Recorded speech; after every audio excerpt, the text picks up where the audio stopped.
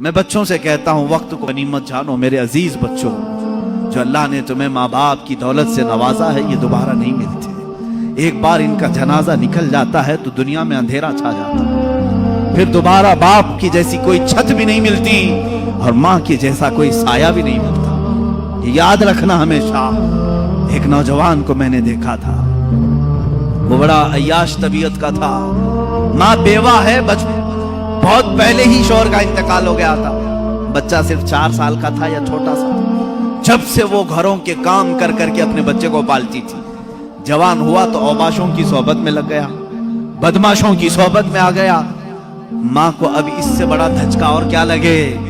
ایک دن آئی تھی میرے پاس روتے ہوئے، کہا غضب ہو گیا، زندگی نے پہلے ہی میرے سے شوہر کی جدائی، اور میں نے ایسے ایام کاٹے کہ لوگوں کے جھوٹے برتن دھوئے، اس امید پر کہ ایک بیٹا ہے جوانی میں، یہ جب پہنچے گا تو میرے بڑھاپے کا سہارا ہوگا۔ لیکن مفتی صاحب ایسا ہو گیا کہ میرا بیٹا بدماشوں کی صحبت میں چلا گیا، اب میرا وہ آخری سہارا بھی ختم ہے، میں کس کے پاس جاؤں۔ وہ غم کے مارے اتنا روئی تھی، میں جب بھی آج یاد کرتا ہوں اس خاتون کو تو مجھے تنہائی میں رونا آتا ہے۔ میں جتنی کوشش ہو سکی، میں کوئی بہت بڑا مؤثر آدمی نہیں ہوں، ایک چھوٹا طالب علم، سوچا کہ اس نوجوان بچے کو بلاؤں، اس کے ساتھ میں نے تھوڑا وقت گزارا، اسے سمجھایا تیری ماں کی قدر و قیمت کیا ہے، وہ ایک بیوہ ہے، ایک بیوہ ہے، وہ 4 عورتوں کے ساتھ بیٹھنے میں شرم کرتی ہے، کیا تو اپنی ماں کے ساتھ وقت نہیں بتاتا؟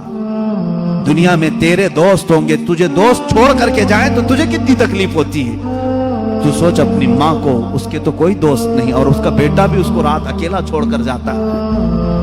وہ رویا میرے پاس، کہا کہ حضرت میں وعدہ کرتا ہوں اپنی ماں کے لیے میں کام کروں گا۔ میں نے سمجھایا، دوسرے دن کہا میں نوکری کے لیے تلاش میں چلتا ہوں۔ مجھے وہ بات آج بھی یاد ہے، تقریباً 6-7 سال ہو گئے۔ وہ نوجوان ہے ابھی بھی، وہ سنتا بھی ہوگا۔ اس نے کہا اماں سے میں کہتا ہوں میں نوکری کرتا ہوں۔ ماں اس دن بڑی خوش ہوئی، کہا حضرت آپ نے میرے بچے کو سیدھے راستے پر لانے میں بڑی میری مدد کی ہے، بس زندگی کی ایک ہی خواہش رہ گئی ہے کہ میں اپنے بیٹے کی کمائی کھا لوں، میرا بیٹا کما کر کے لایا ہو میں وہ کھا لوں۔ زندگی پر لوگوں کے جھوٹے برتن دھو دھو کر کے بچے کو پالا ہے، ایک بار میرا بیٹا کھلائے مجھے۔ وہ اس آس میں رہی، وہ بنگلور یا کہیں کسی علاقے میں نوکری پر گیا، مہینہ گزرا تھا، تنخواہ آئی اس کی، اس نے کہا تنخواہ سنبھال کر، پہلی تنخواہ میں اپنی ماں کو لے کے جاتا ہوں۔ وہ پورا اپنی تنخواہ، اپنی سیلری لے کر کے گاؤں پہنچا تھا، اسے پتہ ہی نہیں تھا، اس کے گھر کے پاس بھیڑ جمع ہوئی تھی۔ جب اس نے دیکھا تو لوگوں نے کہا کہ تیری ماں کا رات میں انتقال ہو چکا۔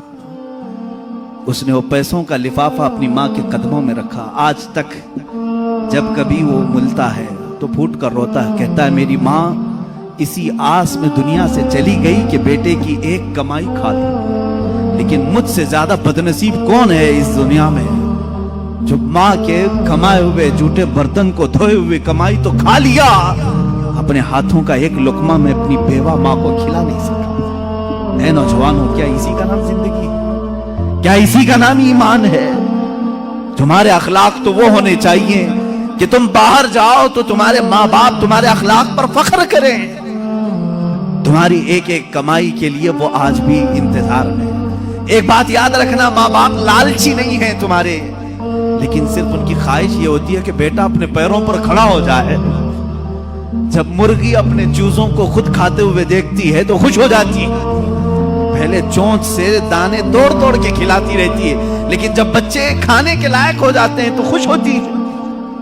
کیا تمہارے ماں باپ کو اتنی بھی خوشی نہیں دینا چاہتے ہو؟ آج اتنا بھی انہیں سکون نہیں دینا چاہتے؟ جنہوں نے ماں باپ کے ساتھ بدتمیزیاں کی ہیں انہوں نے دنیا میں اپنی جہنم خریدی۔ اللہ کے نبی صلی اللہ تعالیٰ علیہ وسلم سے کسی نے پوچھا ماں باپ کیا ہیں؟ حضور نے فرمایا وہ تیری جنت بھی ہے تیری دوزخ بھی ہے، وہ تیری جنت بھی ہے تیری دوزخ بھی ہے۔ جس نے ماں باپ کے ساتھ برا سلوک کیا اس نے دنیا میں دوزخ خرید لی ہے۔ اللہ کے نبی صلی اللہ علیہ وسلم نے یہاں تک فرمایا میں تو چاہتا ہوں کہ جس گھر میں والدین کا نافرمان ہو اس کے گھر کو آگ لگا دوں، دنیا میں آگ لگا دوں۔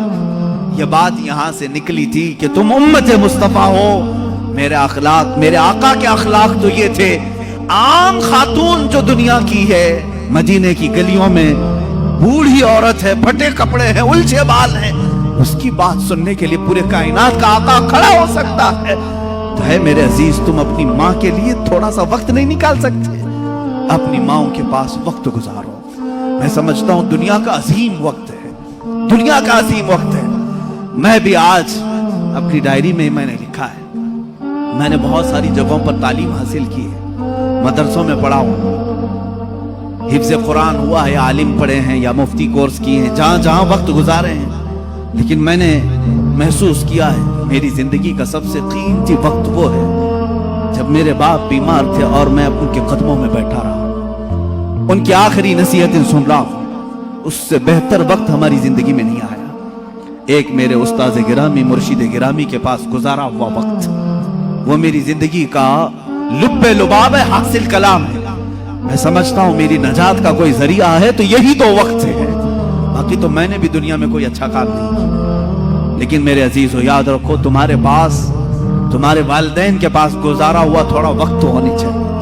خوش کرو ان اولاد، ان والدین کو، اور یہ بھی یاد رکھنا آج وہ تمہارے والدین ہیں، کل تم کسی اور کے والدین بننے والے، کل تم بھی باپ بنو گے، تمہارے سامنے بھی تمہارے بچے آئیں گے اور تم اس وقت درد کی سسکیاں لیتے رہو گے۔